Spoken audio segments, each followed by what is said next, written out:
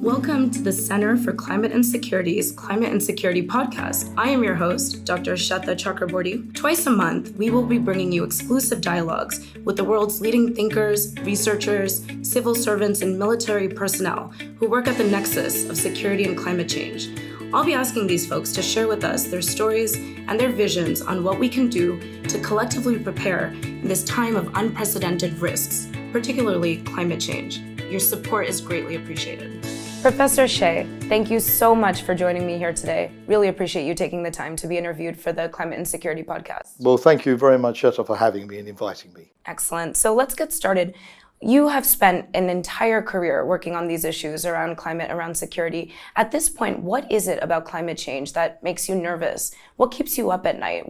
What concerns you the most about our collective global security? Well, I think that everything is happening much faster than anybody, even the scientific community, predicted. A few years ago, climate change was something that was going to happen in the future.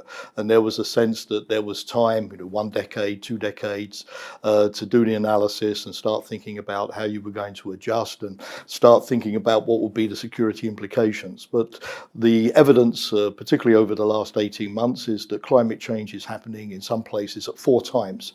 For example, the melting of the Arctic polar ice pack than what people predicted. And those scenarios that we thought that we were going to have time to prepare for are scenarios that we're now chasing behind, because the security implications are now more and more evident for everybody to see. Migration, drought, resource conflicts, freak weather events that, as we've seen from the Caribbean just last year, can bring whole states to their knees. So this is what really worries me, the fact that this has suddenly started to accelerate and we're not prepared for it. And so how does this period of time compare to the entire career that you've spent working on these issues? When did you notice that acceleration? And how has it shifted from the time you have spent, the decades of time you've spent looking into these topics, comparing then and now? What have you seen the changes to be? Well, I think that, first of all, there is a change in substance, as I've said, accelerating scenarios, for example, more prolonged droughts, more flooding, forest fires. These were rare. Now they're becoming the new norm. Temperatures in southern Europe in the summer, which are now going up to 50 degrees. I don't think we've ever known that before. And suddenly realizing that there are human consequences from all of this. For example, in NATO, we've had to deploy our military forces much more frequently to deal with things like forest fires, to deal with the aftermath of earthquakes.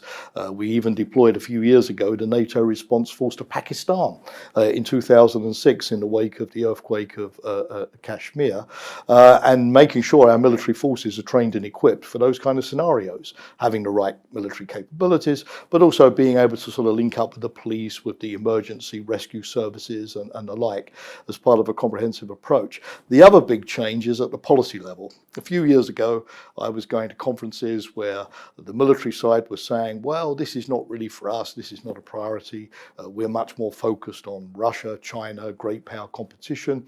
Or if we are going to get involved in this, we've got several decades, as I've said, to prepare for it. And on the other side, on the climate change science side, there was a view, we don't want to bring in the military. This will convey the impression that we're militarizing this issue, or that we're giving up all attempts to get fossil fuel consumption down, to mitigate climate change, and we're accepting the inevitability of climate change and adaptation. So neither side was really prepared to engage with the other, and therefore we couldn't really move on the climate change and security agenda. What I've noticed again in the last 18 months, because there's more and more evidence of the acceleration of climate change, even if we now stop all fossil fuel emission, which is unthinkable, we're still going to be living with many of these scenarios. And I think on behalf of the security policy community, it's been a bit of a wake-up call that this is something that we can't avoid any longer, and we have to start thinking about how we're going to address it seriously. So that's fascinating, this concept of if we're thinking about adaptation, then we're taking away from mitigation. Yeah. And that could then result in more attention towards resources being allocated in a way that could be negatively impacting security. So even though it's all for global security, this could actually potentially destabilize once people start thinking, now we have a security issue because we're having to start adapting. That seems like a bit counterintuitive, almost a paradox. Can you talk about that a little more? Mitigation versus adaptation and its dual role and dual application of resources to both of these and how that relates to the security component. Well, the science, and I'm not a scientist, but what I hear and what I see is increasingly skeptical that we're going to be able to reach the sort of the Paris target of 1 to 1.5%, that 2% now seems like the new normal.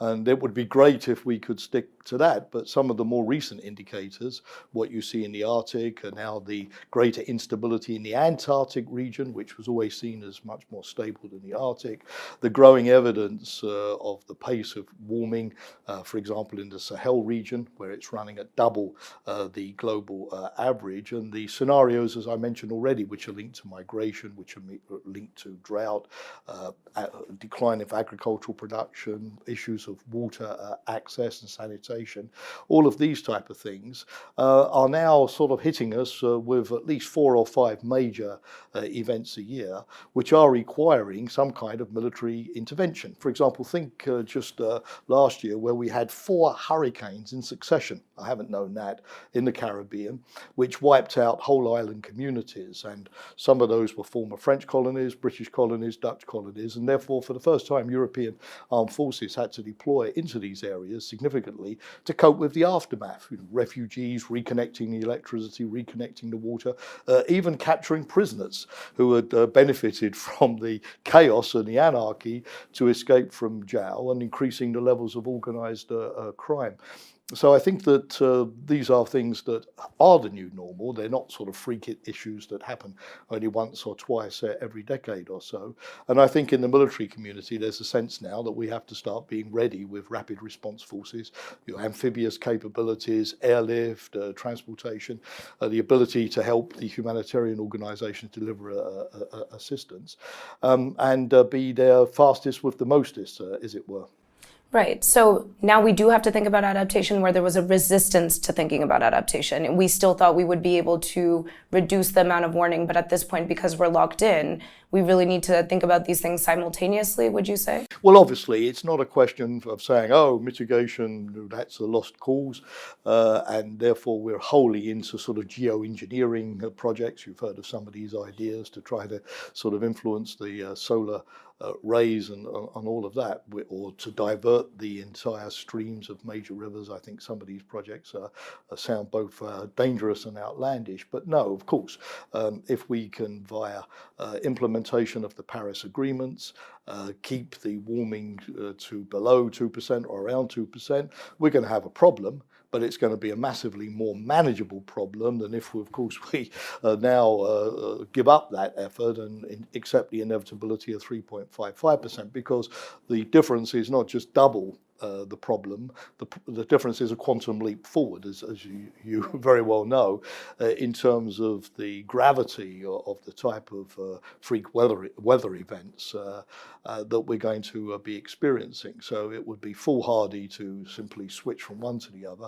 We need obviously to work in parallel. Right. And so we want to keep the warming down for security purposes as well. Let's talk a little bit about that relationship between climate and security. This wasn't always obvious that the two really kind of evolved together. So when you think about how climate factors multiply additional threats, security threats globally, that's the kind of thing that has only more or less recently, especially with your particular experience and background in places. NATO is a great example of somewhere that you have spent a considerable amount of your career. Can you talk a little bit about how the two have evolved together and what that means for both the communities and how they've come together to work together to address reducing the amount of carbon in the atmosphere so that the security response can also be reduced? Well, I think first of all, it's very good that on the science side, there's been a greater willingness to start investigating the security implications, some of the scenarios, to extend the science into those areas and not simply stop, if you like, at a kind of constatation, an assessment of if it's going to be 1.5 or 1.6 or 1.7. For example, the recent reports of the Intergovernmental Panel on Climate Change have specifically focused on security.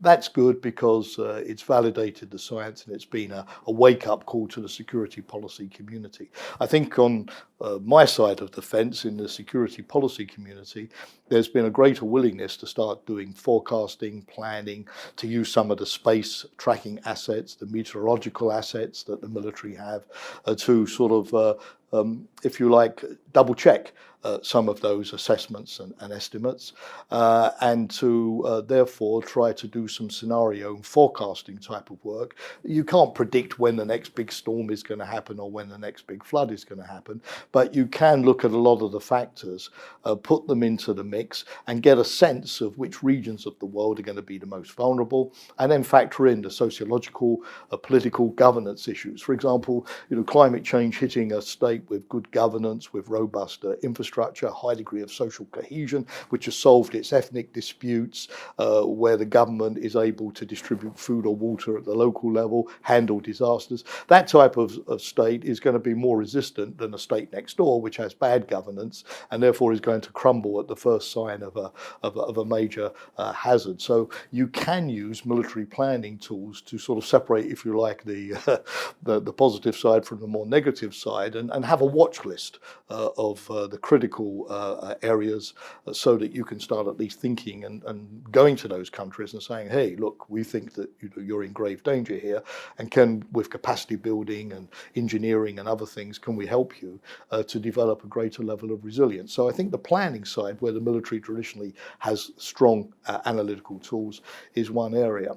I think another area which I experienced is in Afghanistan, where NATO went in 2003. You remember, after the 9/11 attacks, with a very, very large deployment. And the job was not simply to chase Al-Qaeda and the Taliban, but also to help Afghanistan become a coherent state. And one of the things we didn't do at the time was look at all at the climate change issues and how they were impacting on Afghanistan. And had we done so, we would have recognized that prolonged drought in Afghanistan was one of the big factors behind very large population shifts. Last year, about 500,000 Afghans were displaced by climate change, so it's still ongoing.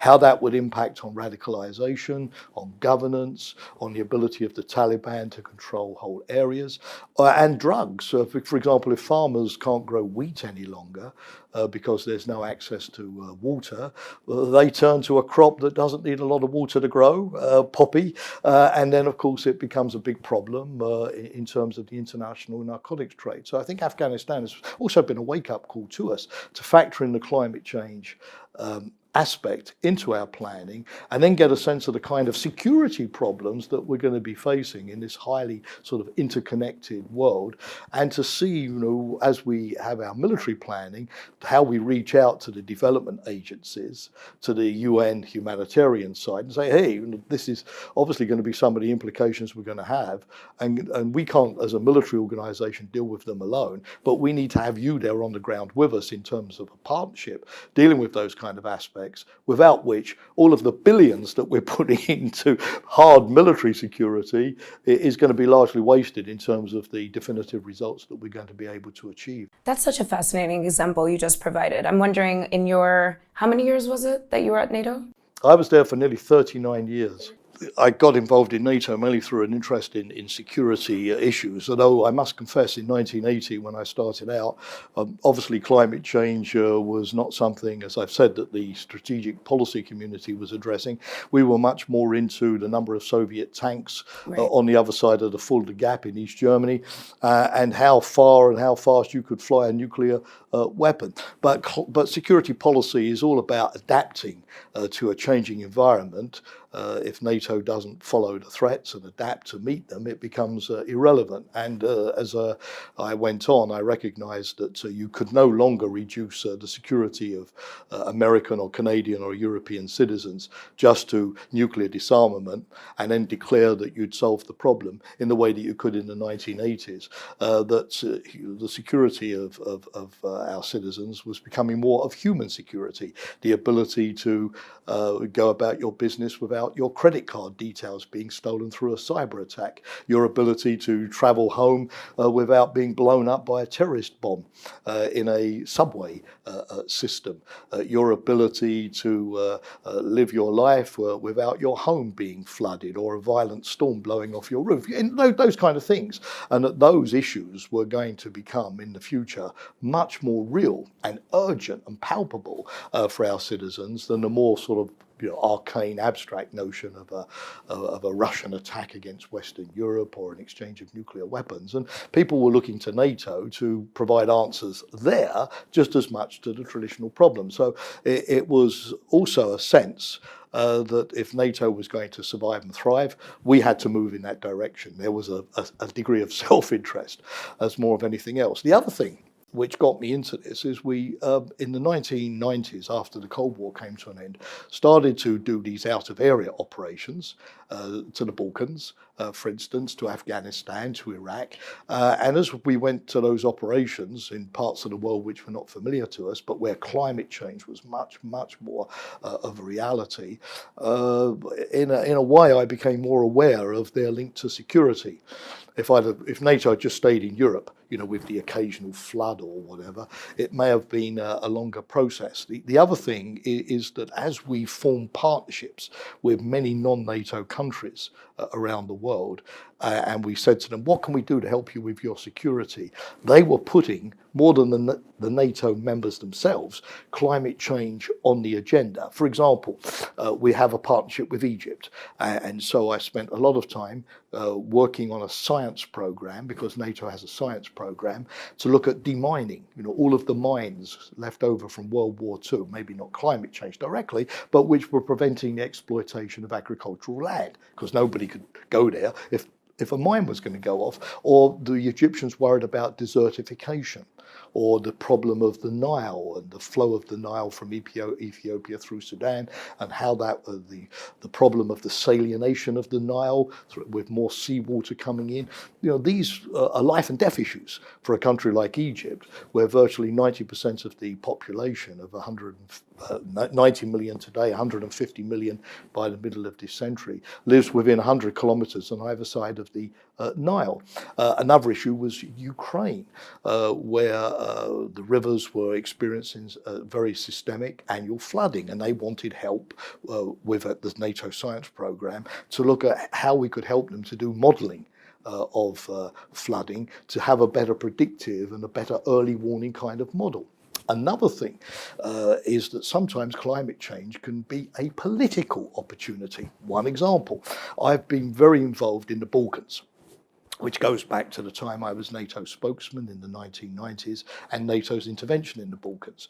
But once NATO stayed on in many of these countries with peacekeeping forces, we recognized that they also shared common problems of flooding, for example, between Bosnia and Serbia. And they were not very well geared nationally to respond to those flooding scenarios. And therefore, we could bring them together in a way that we could not bring them together on the recognition of Kosovo or constitutional change in Serbia. Those were too hot politically to handle. But we could bring them together on a joint system with NATO for disaster management, so that they would help each other. The Bosnian military could go to Serbia and help the Serbs with floods and vice versa.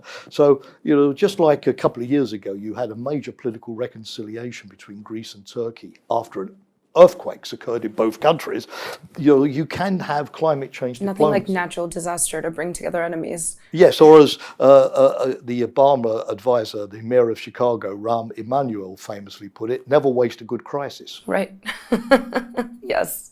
What are you noticing in terms of increased foresight that we have versus what we had, and how that has advanced over this period of time? And because of that increased foresight, what does that mean in terms of responsibility to prepare? We know more than we've ever known before, so we can be better prepared.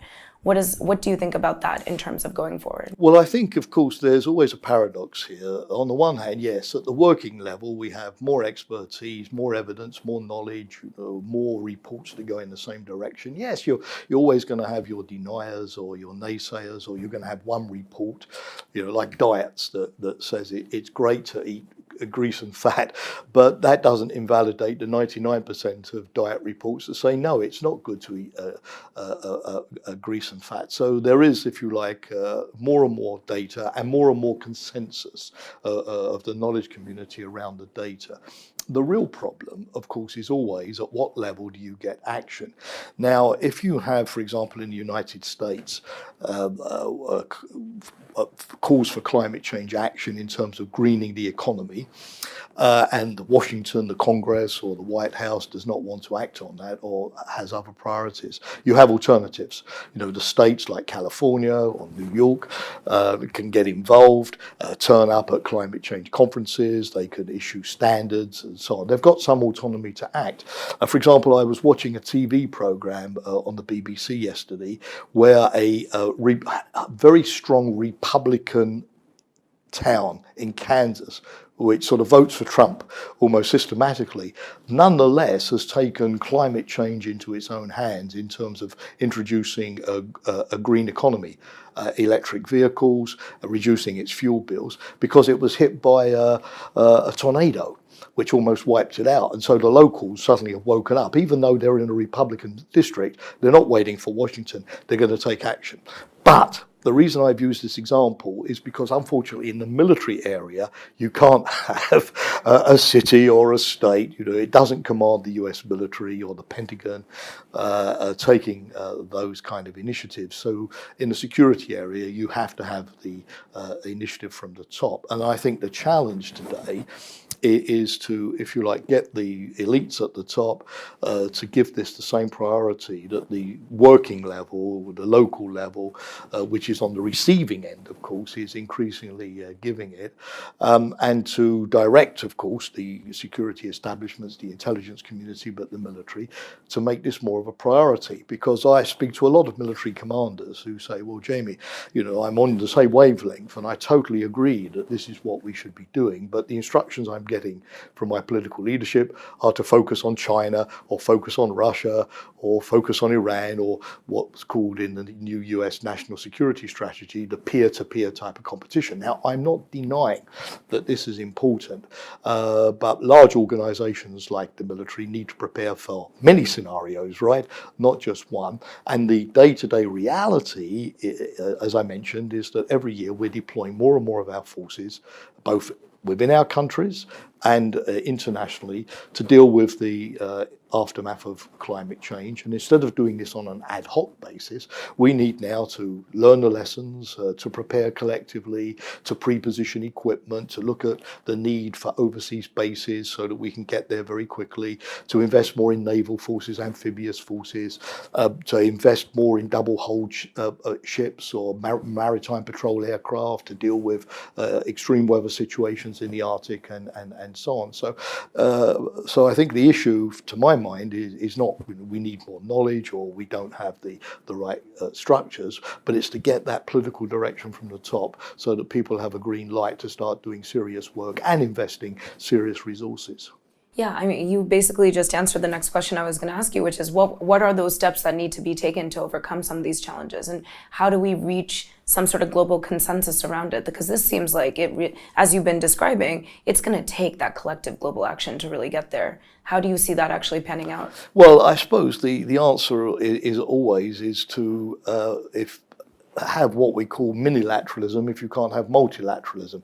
Yes, it's great, for example, if all the countries in the UN would sign up to an agreement, obviously the Paris Accords and others, and then everybody would faithfully implement. In the real world, that often doesn't happen. So you need those who are willing to take action, to set the example and go ahead with like-minded others and create the standards. And then, of course, wait for the laggards, if you like, to sort of catch up later on. In other words, you can't be held hostage by, if you like, one particular country or the lowest common denominator. So I think that is important. You have in the security area many examples of this minilateralism. For example, a certain number of countries will come together to do something about North Korea, or will come together to sign an agreement with Iran, for example, on its nuclear disarmament, or will be a contact group dealing with a particular situation. So I think the key thing is to notice that around the world there are, if you like, a large number of countries that do get the climate change issue and are willing, therefore, to work together and sometimes to be innovative when it comes to creating sort of new forums and new agreements to push that forward. I think that is clear. And to keep on making the case. To keep these major international events. We've recently had one in Poland, of course, to implement now the Paris agreements, and which focus the attention. I am not totally without hope. For example, this year at the World Economic Forum in Davos, you had the usual number of high-flying businessmen who flew in with their private jets and trekked up the mountain to Davos. And normally, the report on the global risks that the World Economic Forum publishes every year would be mentioning, the fragility of the banking system or interest rates. No, this year, number one, climate change. So the business community, which may not have been maybe the first responder, is waking up. And these people give the money to the political parties. And so you have to form these broad coalitions of people who are ultimately going to get the message across in a way that maybe I can't from an academic perspective to the decision makers, because some political leaders may want to ignore academia, but they're certainly not going to ignore Wall Street, right. The big political fundraisers and the big business community. And so you have to sort of identify your best levers of change and reach out to them. This has been a fascinating discussion. I've learned much myself. I'm sure the listeners will agree that there was a lot of new information that you were able to present here from your unique career and experiences. I will ask you one final question. Those who are listening to this podcast, what would you like to leave them with? What can they do? This sounds as though it's something that is so big, it's so overwhelming that the private sector needs to collaborate with governments and various, there needs to be different types of collaborations. But the average person who is sitting in their home, tuning into this podcast, what is the takeaway for them? Well, I think the takeaway, first of all, is that climate change is an opportunity and not a risk. If you present the public all the time with doom and gloom scenarios, Hollywood blockbuster disaster movie, that type of thing, people unfortunately do tune out. I mean, you, Sweta, you're much more competent on behavioral science because you have a PhD in the topic than I will ever be. But my perception is that when you bombard people all the time with disasters, which we in the security policy community sometimes do, people have this, oh no, I don't want to hear about it, life is too short, I can't process all of that bad news, and so they tune out. I mentioned this TV program that I was watching last night on this Republican town in Kansas, and they got people's attention with the economic argument. Look, this creates jobs. More jobs are being created in the non-fossil fuel sector, green energy, than in trying to revive the coal industry, for example, in the United States. So, secondly, if you have green energy, you get your fuel bill down by 1/3, which, at a time when wages are a bit depressed, is not nothing. So you've got to find a narrative that shows people that there's a gain here, there's a win-win, there is something in it for them personally. Because if you just talk at the global level all the time and don't link it to individuals, they think that this is above their head, what can I do? Fatalism, we're going to die anyway, right? So that's the first thing. The second thing I would say is go back to 9/11. The companies that had done in the World Trade Center emergency evacuation, training for extreme contingencies, got their people out. And the companies that hadn't bothered with that lost a lot of their people. So you can't prevent the disaster, but you can mitigate the impact through good preparation. So there are societies, as I say, with freak weather events, where good preparations, good governance, good emergency planning, people taking responsibility at all levels, low corruption, can survive. and get back on their feet and limit the human cost. Others will go under. So there is a lot that we can do to protect ourselves, and we still have the time to do that. So preach the good examples, again, preach the benefits, and the cost in terms of human loss of not doing this is massively, massively greater.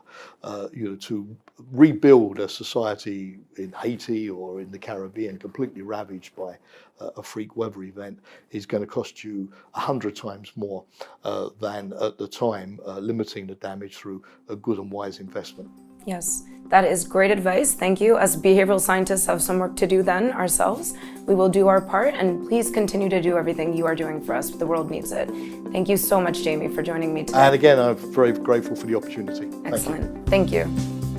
Thank you for listening to the Climate and Security Podcast. We'd love to hear from you. Please tweet me directly at SWETAC or the Center for Climate and Security's Twitter handle.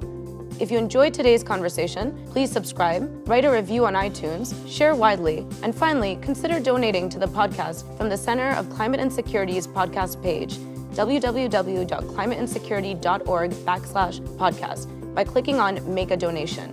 We will continue the series of conversations with the most prolific and dedicated folks in this space, and your support is greatly appreciated. Thank you, and please tune in again for the next episode of the Climate and Security Podcast.